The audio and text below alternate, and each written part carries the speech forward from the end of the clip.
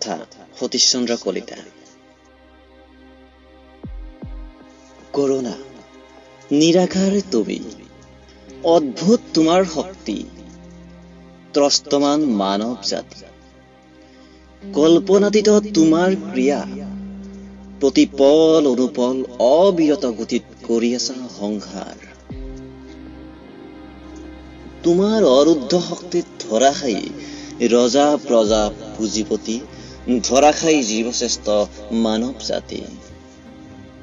ইহলোকত পৰিত্ৰাণ পোৱা নাই দৰিদ্ৰ ভিক্ষাৰী আৰু অনাথ শিশু। অৰুদ্ধ তোমাৰ গুপ্ত শক্তি, নিৰ্বিচাৰ আৰু নিৰ্দয় তোমাৰ যুক্তি।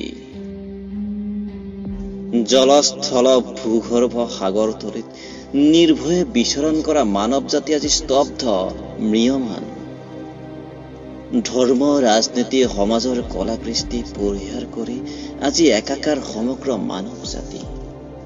তোমাৰ অদৃশ্যমান শক্তিত দিক বিদিক হেৰাই আজি সমগ্ৰ বিশ্ব গৃহবন্দী। তুমি বিৰাজমান স্পৰ্শতল্য দ্ৰব্যত, তুমি বিৰাজমান মানৱ জাতিৰ অংগ প্ৰত্যংগত। মানৱৰ বাবে একমাত্ৰ উপায় স্পৰ্শ পৰিহাৰ, ব্যৱহাৰ চেনিটাইজাৰ।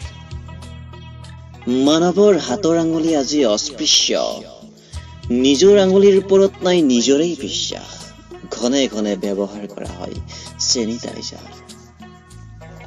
মৃতকক শেষবাৰৰ বাবে দৰ্শনৰ পৰা বিৰত ৰাখিলা, কি নিৰ্দয় তোমাৰ হৃদয়। সামাজিক যি নিবিড় সম্পৰ্ক তাকো কৰিলা নিঃশেষ।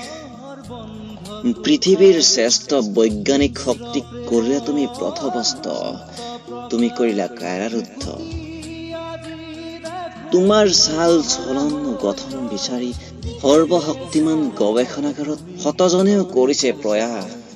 নাই, সন্ধান পোৱা নাই তোমাক ৰোধ কৰা অমোঘ অস্ত্ৰৰ। নোহোৱা তুমি সন্মানৰ যোগ্য, তথাপি কৈছো তোমাৰ মৃত্যুৰ আগতে তুমি কৰা আত্মনিয়ন্ত্ৰণ। পৃথিৱীত থাকিব মাথো মানৱৰ বিচৰণ, মানৱ জাতি সৰ্বশক্তিমান।